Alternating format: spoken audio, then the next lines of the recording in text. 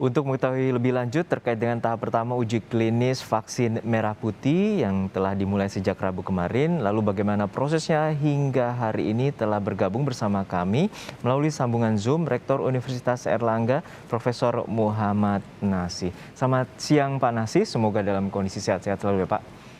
Selamat siang, alhamdulillah. Ya, Prof, ini bisa diceritakan bagaimana proses hingga saat ini telah memasuki kajian tahap pertama atau uji klinis tahap pertama yang telah dilakukan sejak dari Maret dan ini baru hari ini atau dari Rabu kemarin telah dilakukan uji klinis tahap pertama. Oke, jadi yang terpenting bagi kami adalah bahwa ini adalah proses yang panjang dan kita ikuti mulai dari awal, mulai dari tahap pengembangan di laboratorium, kemudian preklinik sampai dengan sekarang uji klinis. Tentu tahapannya memang seperti itu. Ada beberapa hal yang menurut saya penting untuk bisa menjadikan kita perhatian, gitu kan, bahwa di samping soal proses pengembangan vaksin, untuk case merah putih yang diinisiasi oleh Universitas Airlangga ini juga menghadirkan investor baru yang relatif kemudian harus menyiapkan seluruh aplikasinya mulai dari awal. Oleh karena itu tentu ini memerlukan proses yang panjang untuk penyiapan produksi dan lain-lain.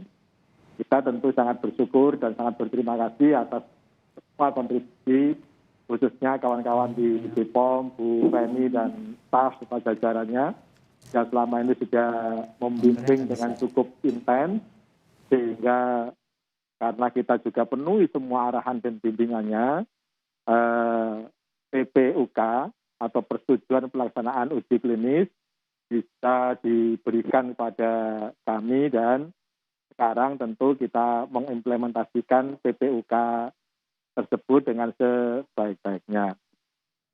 Di fase awal tentu sudah kita siapkan dengan seoptimal mungkin karena jumlahnya dibutuhkan memang 90 sesuai dengan bimbingan dan persyaratan di BPOM. Tentu kami berusaha secara maksimal untuk bisa memenuhi tuntutan dan kebutuhan tersebut, yakni dalam jumlah 90 dengan persyaratan-persyaratan yang tentu sangat ketat. Intinya dalam proses uji klinis fase 1, 2, dan 3, kami sepenuhnya berusaha dengan maksimal untuk mengikuti semua persyaratan, semua prosedur, semua bimbingan, dan semua mekanisme yang sudah ditetapkan oleh BPOM. Dan alhamdulillah sejauh ini kita bisa melaksanakan dan memenuhi itu paling tidak sesuai dengan persepsi dan kemampuan kami di Rumah Sakit Dr. Sutomo. Yeah. Yang terpenting lagi adalah bahwa untuk proses pelaksanaan uji klinis ini tentu ada tim tersendiri. Di sana ada Prof. Kita dan lain-lain yang secara umum adalah kawan-kawan di Rumah Sakit Dr. Sutomo Surabaya. Sehingga prosesnya memang terpisah dengan proses pengembangan, proses preklinik, dan proses uji klinis.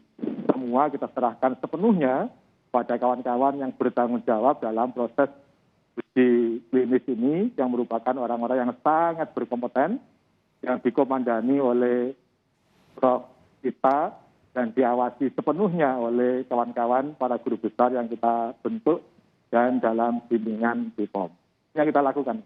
Baik, untuk saat ini berapa lama nanti uji klinis tahap pertama ini dilakukan, terutama di Rumah Sakit Dr. Sutomo?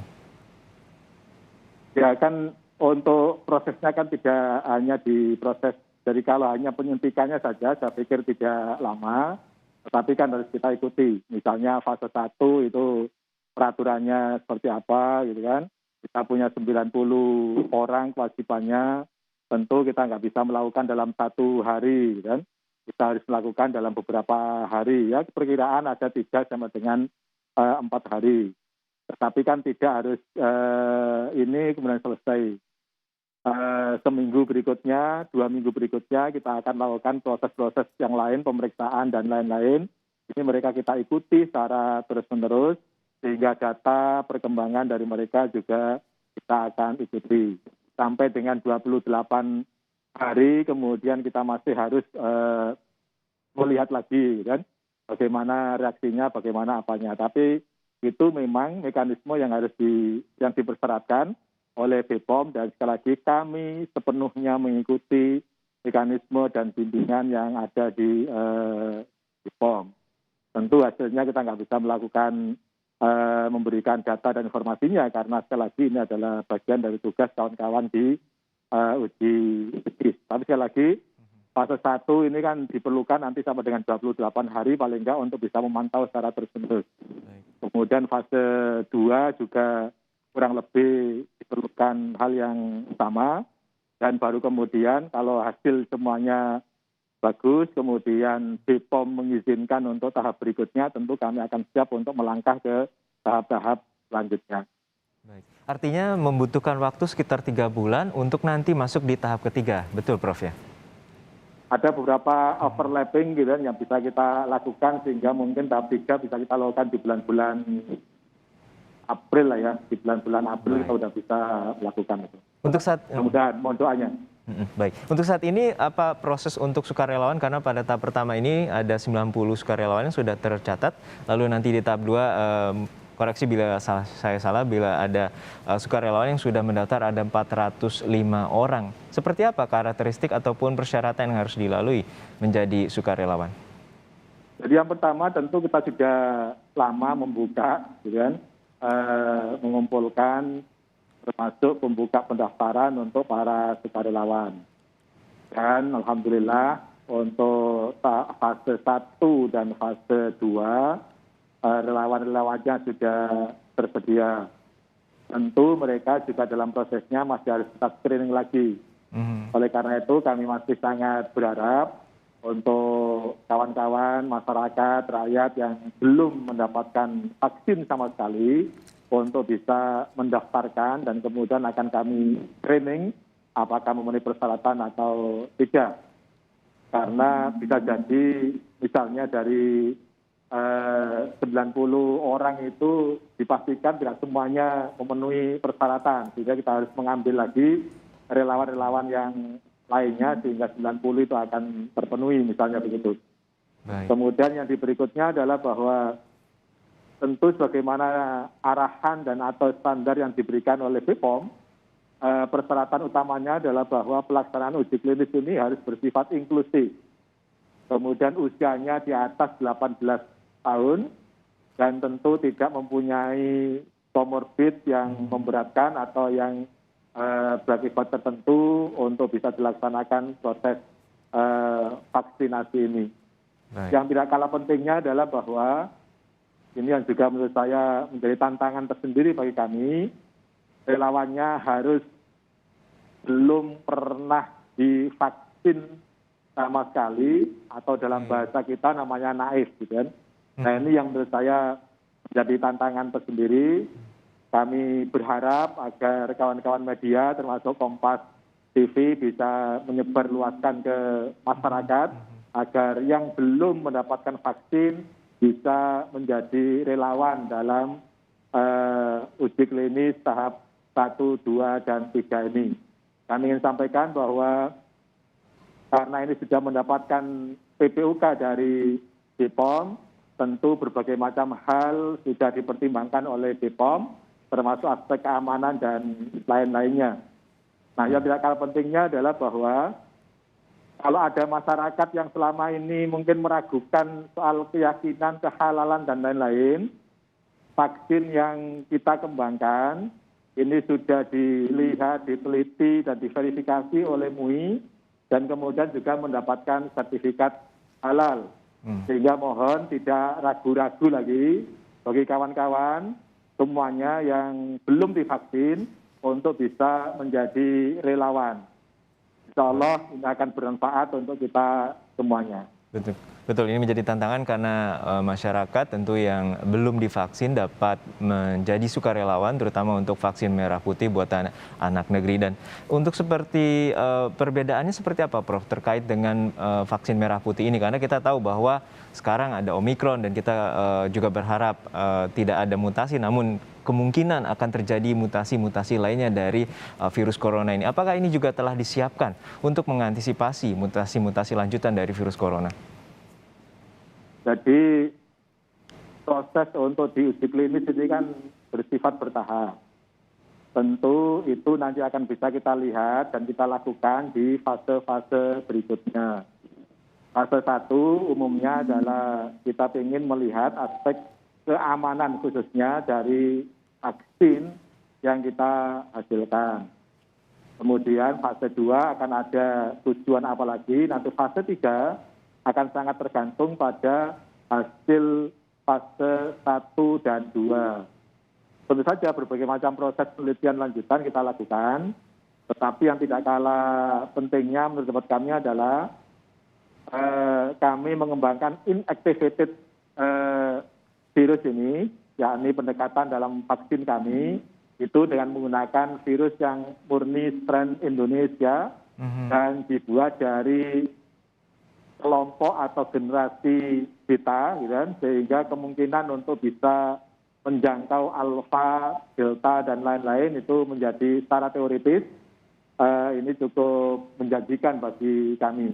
Tapi lagi-lagi kita tidak bisa menyampaikan apapun karena sangat tergantung nanti pada hasil uji klinis fase 1, 2, dan 3. Untuk saat ini, apakah sudah ada perkiraan terkait dengan harga dari vaksin merah putih ini, Pak? Waduh, ini perbedaan intinya dari vaksin-vaksin yang ada. Ya, dari hitung-hitungan awal dengan kawan-kawan di Biotis mungkin kurang lebih di $5 lah ya, kurang lebih. Betul, karena tapi ini masih harga yang sangat-sangat kasar dan menurut saya ini akan menjadi vaksin termurah gitu, karena mekanisme dan persyaratan untuk penyimpanan dan lain-lain menjadi tidak terlalu ribet dibandingkan dengan vaksin-vaksin yang lain. Ya, Prof, ini juga yang kemarin menarik dari pernyataan Menkes bahwa vaksin merah putih ini juga dapat dijadikan vaksinasi bagi anak-anak terutama usia 3 hingga 6 tahun. Lalu seperti apa gambarannya, Prof? Jadi lagi-lagi ini nanti akan sangat tergantung pada hasil di fase 3. Dan baik, artinya fase 3 itu nanti akan dikembangkan dari hasil 1 dan 2. Kalau kemudian hasil 1 dan 2 setelah dinilai oleh BPOM memungkinkan untuk bisa di fase 3 itu dimanfaatkan misalnya untuk anak dan lain-lain, tentu kami menunggu arahan lebih lanjut dari BPOM bagaimana fase 3 ini nanti akan dibuat.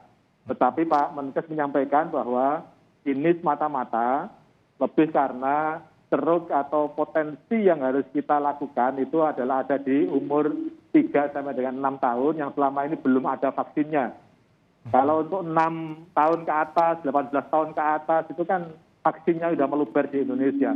Betul. Oleh karena itu tentu menjadi tantangan tersendiri bagi kami untuk bisa menyiapkan itu, dan lagi-lagi ini akan sangat tergantung pada hasil uji klinis dari uji klinis yang kita lakukan. Harapan kita, sekali lagi harapannya sih begitu. Kami juga berharap agar ini bisa dimanfaatkan untuk anak, bisa dimanfaatkan untuk booster dan lain-lain.